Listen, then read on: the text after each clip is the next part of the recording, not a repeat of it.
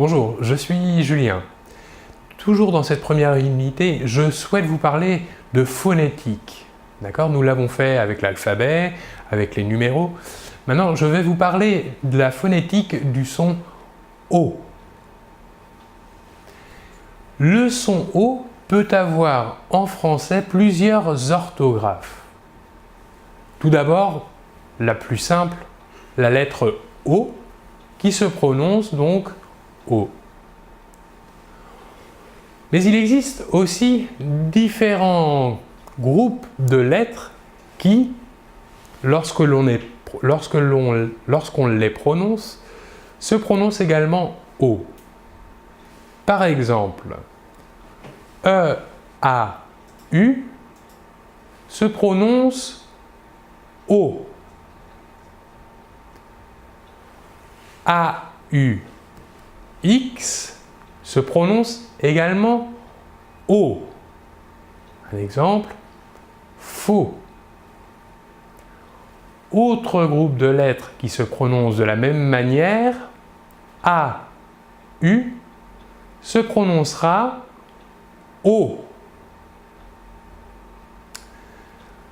Voyons maintenant que si nous joignons la lettre O avec d'autres voyelles ou d'autres consonnes, ce groupe de lettres se prononcera de manière différente.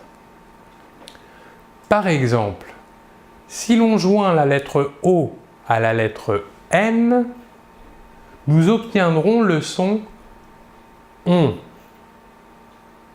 ON. Un exemple, un pont. Que remarquons-nous? Ce phonème est un nasal, c'est-à-dire que si vous positionnez votre doigt sous le nez, vous devez sentir passer de l'air. On. Alors que pour le O, qui n'est pas nasal, vous ne sentirez pas d'air passer sur votre doigt. O. L'air sortira entièrement par la bouche.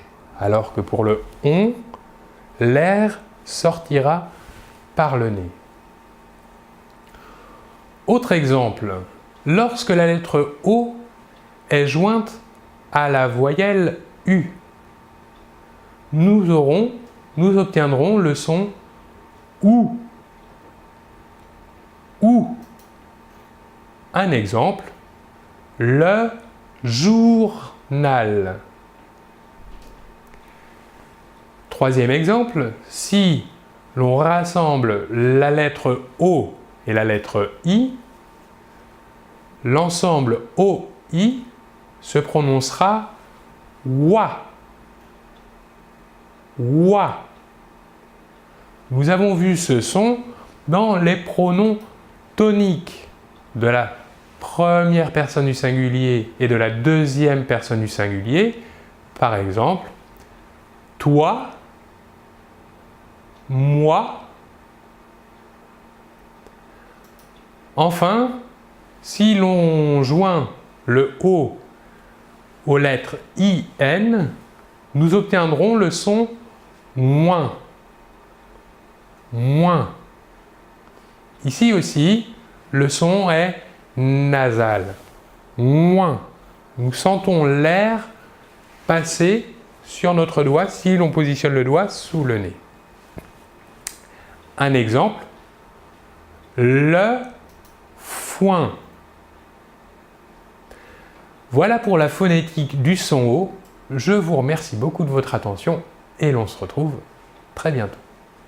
Au revoir.